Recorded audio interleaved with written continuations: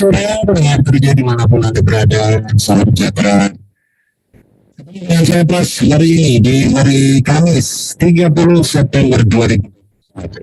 Seperti biasa, setiap Kamis jam 3 sampai jam 4 sore kita akan bincang-bincang seputar Jaya Healthy Life yang didukung oleh Rumah Sakit Nasional di Bangka, Semarang.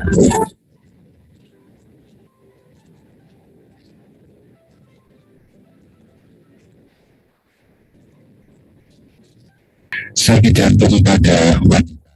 Benar dengar kerja karena jantung ini merupakan salah satu penyakit yang paling mematikan itu.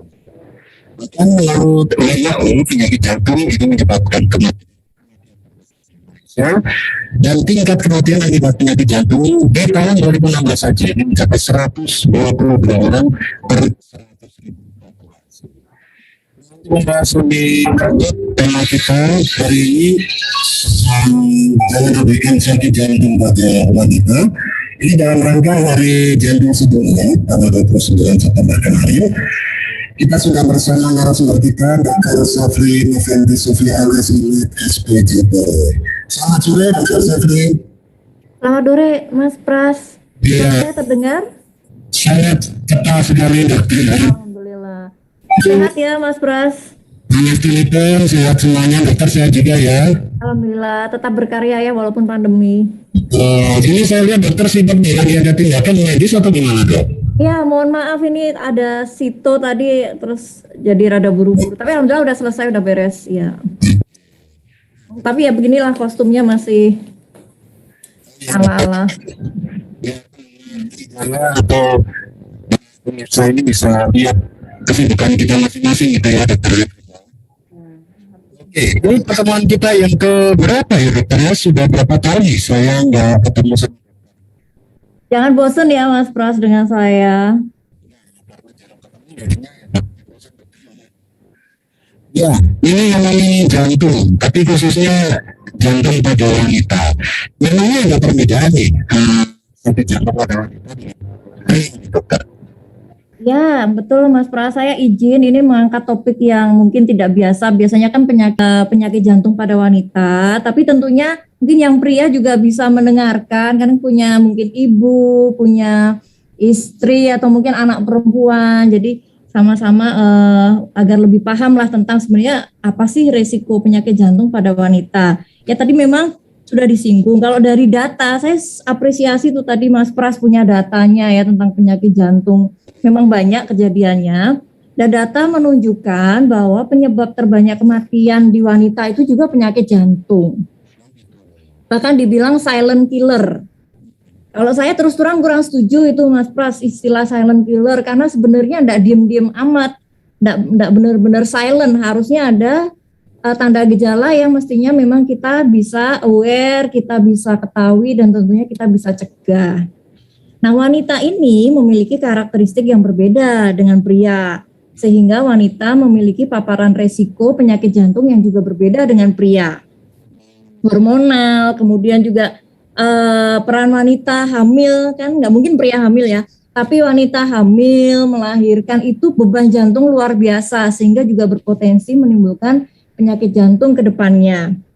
Dan yang kita juga tidak tutup mata, kita tahulah di budaya kita sedikit banyak masih itu wanita itu masih under ini ya, dalam artian masih takut-takut mau nyampein keluhan, kadang masih mikir anaknya, yang penting suaminya, kadang dirinya sendiri enggak dipikirkan. Selama saya masih bisa ini, masih kuat ini, ditahan-tahan, sehingga seringkali pasien wanita, penyakit jantung wanita itu datang kondisi sudah terlambat, ya, sehingga seringkali hasilnya juga kurang bagus. Gitu Mas Pras. Kalau kita ingin tahu sakit jantung pada wanita itu gimana dok? Maaf Mas Pras, agak putus-putus suaranya. Iya, untuk mengetahui gejala sakit jantung pada wanita gimana? Oke. Ya, jadi pada penyakit jantung wanita itu variasinya sangat banyak. Saya mungkin cerita dari awal, yaitu sejak lahir aja deh ya. Jadi kalau punya anak perempuan, ya bayi atau anak perempuan lah, hati-hati karena perempuan itu memiliki resiko lebih tinggi dibandingkan pria untuk menderita penyakit jantung bawaan. Penyakit jantung bawaan itu berarti struktur jantungnya itu tidak normal sejak di kandungan.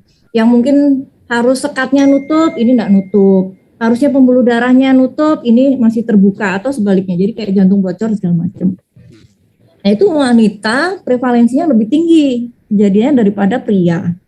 Sehingga diharapkan hati-hati kalau punya anak-anak, entah itu pria wanita ya, tapi khususnya wanita ini, kalau punya keluhan seperti waktu kecilnya tuh batuk panas berulang, baru sebentar batuk panas sembuh, batuk panas lagi, sebentar batuk panas lagi. Nah itu hati-hati. Kemudian juga bila ada keluhan tumbuh kembangnya terganggu, ada baiknya diperiksakan ke dokter jantung untuk dipastikan ada masalah jantung atau tidak. Karena seringkalinya ini diabaikan sehingga saatnya yang sering saya dapatkan nih Mas Pras itu dikonsulin sudah kondisi hamil, karena hamil itu kan beban jantung naik berkali lipat, jadi keluhannya baru dirasa, baru peduli ya, sedangkan saat itu kadang kondisinya sudah terlambat di mana bayinya tumbuhnya kecil ditangani itu malah aman, mau hamil boleh, mau melahirkan boleh. Nah sehingga ini yang sering sekali saya masih sangat prihatin itu dikonsulkan dari dokter spesialis jantung dengan penyakit jantung bawaan dan dia baru tahu. Dan itu eman-eman remaja. Masalahnya belum selesai nih. Kalau remaja, anak-anak remaja itu wanita juga memiliki resiko lebih tinggi dibandingkan pria untuk menderita suatu penyakit jantung katup. Kenapa? Dari infeksi.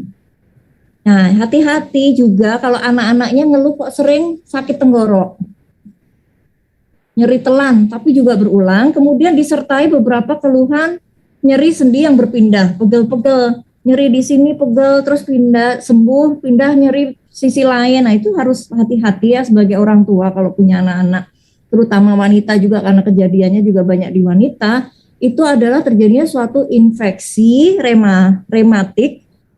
Itu ada jenis kumannya tertentu namanya Streptococcus beta hemolyticus, itu biasanya nyerangnya tenggorok, tapi entah kenapa oleh tubuh itu ikut menyerang di jantungnya sehingga klep jantungnya bermasalah. Nah, gimana Mas Pras? Kalau untuk anak-anak apakah juga wanita atau pria juga nih dok? Ya sebenarnya pria juga, tetapi lebih banyak wanita, kurang lebih 2:1 atau 3:1. Kejadiannya memang lebih banyak pada wanita. Dan ini seringnya juga gitu, baru muncul dirasakan itu sudah terlanjur jantungnya sudah bengkak-bengkak. Pasiennya sudah lebih sesak-sesak. Sehingga disarankan memang ini mulai waspadalah ya kalau ada anak-anak yang mengeluhkan sering nyeri tenggorok, kemudian nyeri sendi berpindah, mudah lelah. Nah ini kadang mudah lelah memang tidak spesifik ya, gampang sedikit mudah lelah, kemudian deg-degan, apalagi kalau sampai ada keluhan pingsan, itu saran saya diperiksakan saja ke jantung. Karena penyakit yang seperti saya sebutkan tadi itu bisa ditangani. Karena kalau tidak ditangani, kembali lagi ini wanita kan akan hamil. Ya masa sih ada wanita, ibaratnya kan sangat jarang yang wanita tuh tidak ingin hamil melahirkan ya, pasti kodratnya kan nalurinya adalah untuk hamil dan melahirkan. Dan hamil itu luar biasa beban ke jantungnya tinggi. Sehingga seringkali beberapa keluhan tadi itu baru dirasa pas hamil. Ya, sehingga saran ya memang juga screening nih bagi wanita-wanita yang mau program bentar lagi berkeluarga, itu dicek aja jantungnya tidak ada salahnya sehingga kita bisa lakukan upaya penanganan. Karena kalau sudah hamil biasanya ceritanya lain, Mas Pras, kita tidak bisa manipulasi terlalu berlebih karena kondisi hamilnya.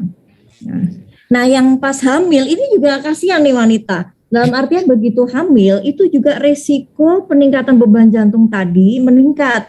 Beberapa pasien mengalami suatu namanya gagal jantung akibat kehamilan, di mana mekanismenya belum ada yang pasti. Penelitian banyak bilang karena A, karena B, karena C, tapi semua pembengkakan atau penurunan fungsi jantung akibat kehamilan. Dan beberapa juga mengalami suatu peningkatan tekanan darah saat hamil, yang mungkin ada yang akrab preeklamsi, eklamsi itu ya, peningkatan tekanan darah pada hamil itu tolong jangan diabaikan. Kenapa? Karena memang setelah dia melahirkan tensinya bisa turun, sebagian besar bisa turun ya setelah melahirkan. Tetapi ternyata dari data penelitian sekian tahun ke depan wanita-wanita yang seperti ini memiliki risiko penyakit jantung jauh lebih tinggi dibandingkan yang waktu dia hamil tensinya normal. Nah, sering itu begitu udah lahiran tensinya mungkin mulai membaik, sibuk juga dengan bayinya, terus tidak memeriksakan kesehatan jantungnya ibu. Padahal kerusakan itu terus terjadi. Dan ya kalah penting lagi nanti tentunya dengan bertambah usia wanita kalau sudah menopause, sudah hormon pelindung estrogennya menipis, itu juga memiliki risiko terjadinya penyumbatan pembuluh darah jantung. Ya, biasanya juga ada faktor risiko lain seperti tensinya tinggi tadi, gula darahnya tinggi, kolesterol tinggi. Nah, itu juga memiliki resiko untuk penyumbatan di pembuluh darah jantung yang kemudian juga berpotensi terjadinya serangan jantung. Nah, jadi bedanya pada pria itu memang tadi kalau pria banyak di penyakit jantung penyumbatan ya seringnya ya ke arah serangan jantung memang banyak kejadiannya. Nek wanita memang nggak terlalu banyak sebelum dia menopause. Tapi begitu dia menopause, risikonya sama besarnya dengan pria.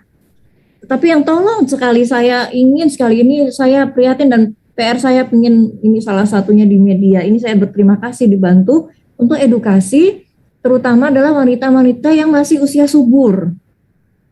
Wanita yang masih usia muda yang rencana akan melakukan suatu proses hamil, melahirkan itu untuk waspadalah untuk kesehatan jantungnya. Gitu Mas Pras. Baik, nah Dr. Febri, ini kalau kita coba rata-rata ya, biasanya kita bisa melihat gejala-gejala apa ya namanya mengalami serangan jantung atau mengalami sakit jantung ini ya usia berapa nih biasanya dok? Nah justru kalau pada wanita ini sedini mungkin. Bahkan dari anak-anak tadi ya, begitu kalau anak-anak yang khas itu keluhannya ini Mas tadi, sering batuk panas berulang, berat badan susah naik, gangguan makan, maksudnya makan tuh kayak kok makan sedikit kayak udah capek gitu. Nah itu saran saya diperiksakan saja ke dokter jantung untuk benar-benar memang tidak selalu ada sakit jantung ya, ada juga kan anak itu yang memang ibaratnya tumbuh kembangnya mungkin terganggu karena faktor lain. Tetapi jantung ini menjadi salah satu penyebabnya dan itu salah satu gejalanya yang sering itu. Atau kadang ada juga yang biru-biru. Nah, kalau biru-biru biasanya levelnya yang sudah lebih kompleks ya. Bibirnya kelihatan biru, ujung-ujung tangan kakinya biru. Nah, itu harus segera ke dokter jantung. Biar nanti dokter jantung melakukan pemeriksaan dan memastikan, oh ini enggak apa-apa anaknya ibu. Enggak apa-apa nah, itu. Atau memang ini ada suatu masalah. Karena sekarang dengan kecanggihan teknologi juga melakukan suatu tindakan atau prosedur sejak usia bayi pun sudah memungkinkan sekarang ini. Sangat memungkinkan sehingga harapannya komplikasinya tidak atau pantangan untuk hamil, pantangan untuk melahirkan itu tidak ada. Oke. Dokter Febri, untuk para wanita yang sudah kena serangan jantung seperti ini, kira-kira mereka akan mengalami tingkat keparahan yang tinggi itu di memasuki usia berapa sih dok? Ya, jadi kalau memang dia tidak ada penyakit bawaan, tidak ada penyakit katup, biasanya usia menopause, Mas Pras. Kalau sudah mensnya sudah mulai jarang atau malah bahkan sudah tidak mens, itu resikonya langsung naik berkali lipat untuk terjadinya suatu serangan jantung akibat penyumbatan. Oke, jadi kalau sudah kira-kira udah memasuki usia di atas 50 ya dokter ya? Ya, memang menopause usianya bisa beda-beda ya, tapi rata-rata ada yang 45, ada yang 50-an lah untuk terjadinya menopause. Karena masyarakat di Indonesia juga kurang begitu menyadari, kurang begitu memahami dan terkesan abai. Gitu dok. Kalau misalnya ya dokter tadi sudah melahirkan, sudah anaknya udah lahir, sudah nggak periksa lagi. Jadi mereka merasa, enggak kok, berarti udah aman. Nah, terus langkah yang terbaik gimana nih dokter Safri? Nah, Betul sekali Mas Pra. Jadi memang saran kami adalah apabila selama proses kehamilan itu ditemukan suatu masalah terkait jantung, mulai dari tekanan darah tinggi, atau memang biasanya diperiksa jantungnya mulai ada pembengkakan, penebalan atau pembengkakan pembesaran jantung begitu, setelah melahirkan pun apabila alhamdulillah survive baik ibu maupun bayinya, ya ibunya itu saran juga tetap mengkontrol kesehatan jantungnya. Mungkin tidak usah tiap bulan. Awal mungkin tiap bulan, kemudian oh ini udah stabil, nanti bisa berapa bulan sekali atau berapa tahun sekali untuk dievaluasi. Karena begitu sudah mulai Bu, ini kok mulai arahnya ada ke arah ini ya, tentunya kita bisa mulai intervensi dengan obat-obatan sehingga bisa direm. Itu Mas. Dengan obat-obatan ini kira-kira kemungkinan sembuh gimana dok? Kemungkinan apanya Mas? Yang pakai obat-obatan kemungkinan buat sembuh gimana? Tergantung penyakitnya ya. Ada beberapa penyakit itu yang memang perlu pengontrolan jangka panjang atau seumur hidup. Contohnya tensi tadi, Pras. Ada beberapa itu memang harus mengkonsumsi obat-obatan terus-menerus. Tapi jangan khawatir, obat-obatan yang diberikan itu pasti adalah sesuatu obat yang sudah dijamin keamanannya, ya, dan dosisnya juga biasanya sudah ibaratnya stabil, bukan dosis yang kita menaik turunkan itu sulit, sehingga dalam artian kalau kita tidak kontrol tensinya dengan nggak minum obat, karena takut ginjalnya katanya gitu ya, kalau minum obat nanti ginjalnya masalah. Jangan salah, justru kalau kita tidak minum obat, tensinya jadi tidak terkontrol, itu ginjalnya hampir pasti ikut jelek. Cuma ginjal, mungkin kepala juga ya, stroke dan segala macam, mata dan segala macam. Tetapi dengan minum obat terkontrol tadi, itu udah dari penelitian jutaan orang lah, tidak cuma ribuan, jutaan orang di seluruh dunia itu aman, cukup aman dilakukan, diberikan dan dikonsumsi seumur hidup. Tentunya memang saran tetap dievaluasi ya, makanya kadang kan kalau kita tuh minum obat tensi gitu jangan cuma minum-minum toh, dalam artian nebus ke apotek, dilanjut. Nah, itu harus dievaluasi, makanya perlu kontrol, sesekali kontrol untuk dilihat masih aman nggak dosis ini, atau dosisnya bisa dikurangi, atau dosisnya harus dinaikkan, atau wah ini memang sudah mulai ada ke arah mengganggu ginjal, mungkin harus disesuaikan apanya. Nah itu pentingnya kontrol di situ. Tapi memang beberapa obat itu mayoritas aman dikonsumsi terus-menerus. Selanjutnya nih, tadi kan udah di seperti apa, ciri-cirinya seperti apa, terus apa yang harus dilakukan. Saya yang sebenarnya saya mau sampaikan tadi ya dokter, kenapa wanita ini lebih gampang sekali mengalami serangan jantung? Biasanya lebih parah dari pria. Kalau penyebab pastinya itu tidak jelas Mas Pras sebenarnya, tapi data epidemiologi menunjukkan memang wanita lebih banyak kejadiannya. Tidak diketahui pasti penyebabnya, ada terkait hormonal, ada contohnya pada saat hamil itu pas hormonal mempengaruhi dari kinerja pembuluh darah dan jantung. Hormon di wanita tentunya ya saat-saat khususnya adalah saat hamil. Terkait untuk penyakit jantung bawaan, penyakit jantung infeksi, kenapa? Dimana genetik pada wanita itu memang dia lebih rentan, lebih rapuh ibaratnya, lebih mudah untuk terinduksi atau terjadi suatu gangguan. Ya, ada yang rapuh tapi juga jantungnya juga lebih rapuh gitu ya.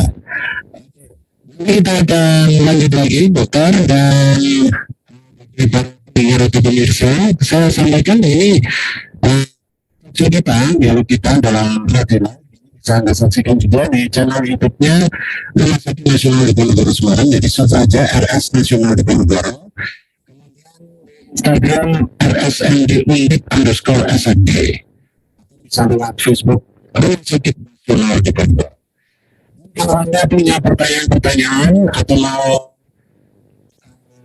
konsultasi ke dokter Sevi seputar jantung, baik itu jantung apapun lah pokoknya.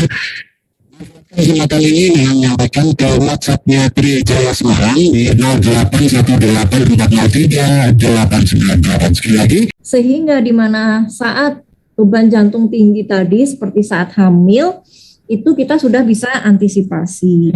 Karena memang sebenarnya penyakit jantung yang saya bilang tadi itu selain pertama bisa dikenali dari awal juga bisa diobati dari awal sehingga kita bisa cegah itu komplikasinya.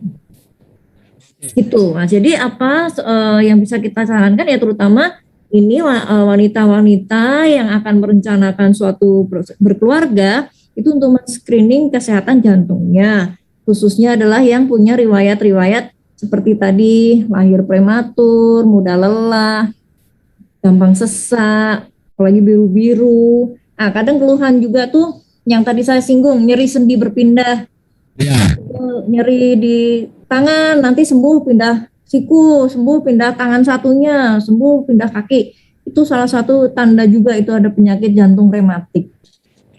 Oke, saya akan ingin yang disampaikan dokter Sevi tadi kalau misalnya kayak ini ya kayak pingsan waktu upacara itu dilakukan pemeriksaan ini berarti mungkin sakit jantung atau enggak tetap harus dilakukan pemeriksaan juga ya dokter ya? Oh ya harus Mas. Memang itu semua keluhan tidak spesifik jantung, tetapi screening itu ibaratnya kita menapis dulu yang kemungkinan besar kemungkinan ada masalah di jantungnya, baru kemudian kita cek pemeriksaan yang lebih spesifik, sehingga kita bisa memastikan oh ini ada masalah atau tidak. Ya namanya screeningnya begitu. Tapi begitu kalau enggak kan alhamdulillah. Enggak pasti ya, enggak pasti pingsan, pasti sakit jantung juga enggak. Ya, yang sering juga beredar di masyarakat itu ini ya tangan basah, keringetan itu ya, itu sebenarnya juga nggak khas jantung, tapi ada juga kelainan jantung yang gambarannya dia memang lebih mudah tangannya basah, tetapi nggak selalu. Intinya tetap harus dilakukan pemeriksaan dulu sih, Mas Pras, untuk memastikan sakit jantung atau tidak. Tetapi paling nggak kita tahu, oh ini apa jantung ya, sehingga sarannya diperiksakan. Toh juga sekarang saya rasa dengan adanya tadi asuransi kesehatan yang cukup mengcover banyak pemeriksaan, kemudian juga dengan informasi-informasi ini semoga bisa didengar dan mulailah soalnya wanita tuh kadang kasihan aku tuh maksudnya yang penting ini aku nanti ini dikira manja, nanti aku ngeluh ini dikira ini gitu. Jangan digituin ya Mas Pras kalau istrinya ngeluh apa-apa. Nah ya. Maksudnya kadang memang tidak terlalu dirasakan, dianggap tidak apa-apa, sehingga pada sebenarnya itu sesuatu yang perlu diwaspadai dan perlu dievaluasi lebih lanjut. Nah, yang agak rawan itu ya kalau sudah posisi hamil ya, karena hamil itu sudah kondisi di mana ada dua nyawa kan ibaratnya, sehingga kadang kita melakukan intervensinya harus mikir-mikir nih, obat jantung rata-rata juga kurang aman ke bayi, sehingga kadang kita juga nggak optimal, apalagi kalau tindakan sampai operasi kan juga nggak memungkinkan dilakukan tindakan saat itu. Misalnya kejadian sakit jantungnya ini baru dan kondisinya mungkin sudah agak parah ya dokter ya, maka ada suatu cara yang bisa dilakukan di keluarga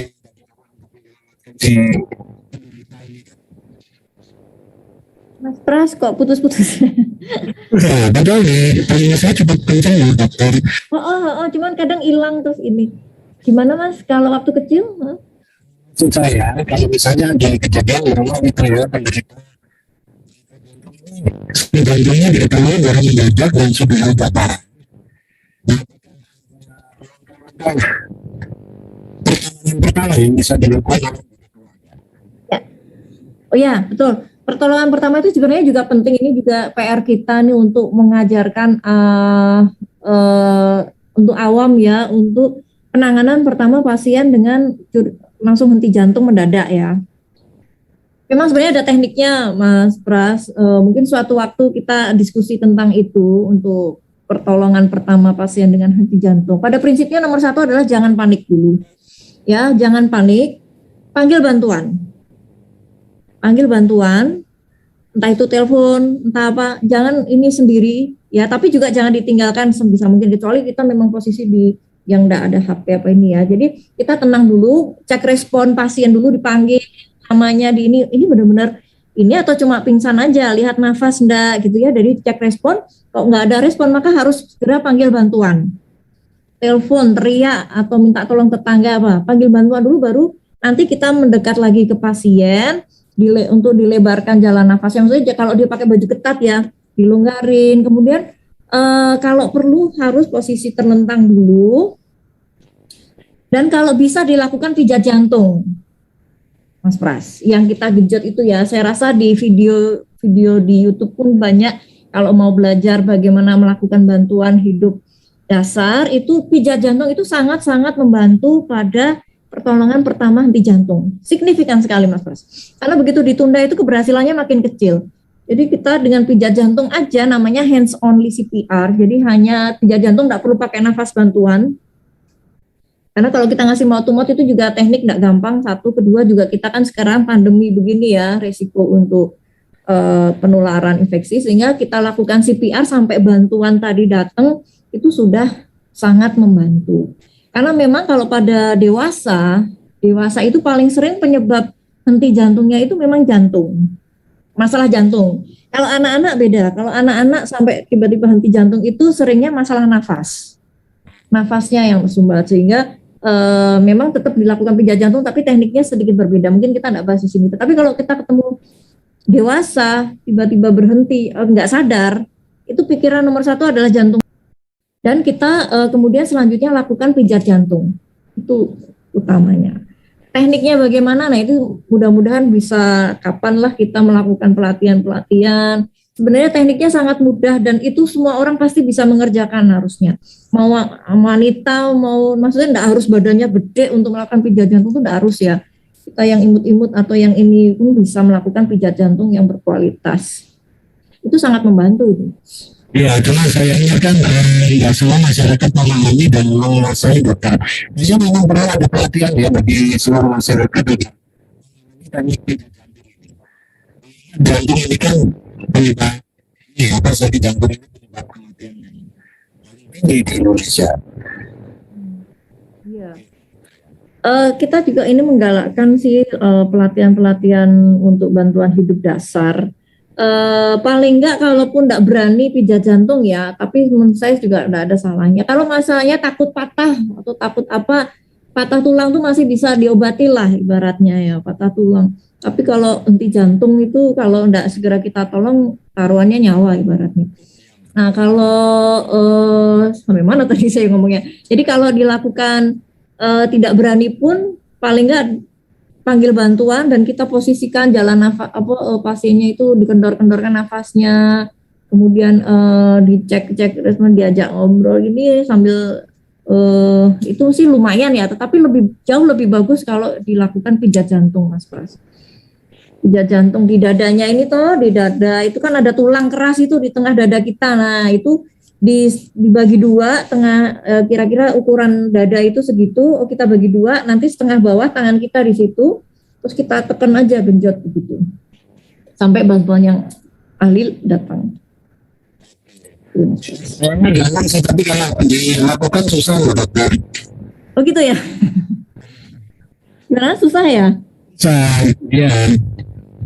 Menurut saya itu karena kurang pede aja Mas Pras. Sebenarnya gampang Mas Pras, cuman kalau enggak pernah melakukan atau meraktekin, pasti memang enggak pede. Sebenarnya kurang pede aja. Sebenarnya secara teknik itu sangat mudah. Kita contoh ya kemarin ya yang pemain bola itu ya, saya memang bukan pecinta bola, tapi saya lihat itu videonya gimana dia, waktu itu sangat penting untuk pertolongan pertama pasien henti jantung. Kalau kita langsungkan tindakan saat itu juga, itu peluang keberhasilannya tinggi sekali. Oke, dokter siapa waktu kita tinggal 5 menit, kayaknya nggak cukup lagi kalau kita ngobrol. Sebenarnya saya masih penasaran, apalagi ngomongin teknik pijat jantung. Saya tinggal itu aja yang saya nantangkan gitu, karena saya mau saya sampai ke hal itu. Tapi sebelum kita tutup, mungkin ada pesan-pesan untuk para pendengar gitu. Silakan dokter. Ya, mungkin lain kali ya Mas kita bahas topik tentang ini ya, pertolongan pertama di jantung. Jadi dalam rangka Hari Jantung Sedunia ini saya izin untuk marilah kita sama-sama mengingat kesehatan jantung, dan jangan lupa pada wanita ini karena memiliki predisposisi atau peluang penyakit jantung yang berbeda, yang cukup tinggi juga, untuk mengenali kelainan-kelainan jantung yang berpotensi akan menimbulkan masalah terutama nanti saat hamil. Jadi saya sarankan pada wanita-wanita remaja atau dewasa muda khususnya yang ingin merencanakan suatu kehamilan untuk men-screening kesehatan jantungnya. Khususnya apabila ada keluhan seperti mudah lelah, berdebar, nyeri dada, sesak nafas, biru, nyeri sendi berpindah, itu saran saya dicek aja. Dan apabila hamil, pas hamil juga kemudian didapatkan peningkatan tekanan darah atau keluhan sesak nafas yang bertambah berat, maka saran juga untuk dilakukan pemeriksaan jantung, dan sekiranya apabila nanti alhamdulillah survive, sudah lahiran baik, juga tetap dipantau untuk kesehatan jantungnya karena risikonya belum berhenti di situ. Dan khususnya untuk wanita yang sudah menopause, agar untuk lebih rajin mengevaluasi tekanan darah, gula dan kolesterol khususnya, dan berat badan karena memiliki risiko penyakit jantung penyumbatan. Mungkin demikian Mas Pras. Terima kasih dokter.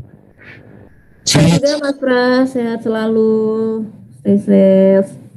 Baiklah para pendengar Trijaya, dan para pemirsa semuanya, demikianlah Trijaya Hafiat sore hari ini. Di tema kita jangan abaikan sakit jantung pada wanita bersama Dr. Sufian Nasimat SPJP. Sekaligus saya Pras undur diri dari Trijaya Hafiat. Kita akan ketemu lagi pekan depan di Trijaya Hafiat juga. Pastinya temanya juga gak kalah. Sampai jumpa.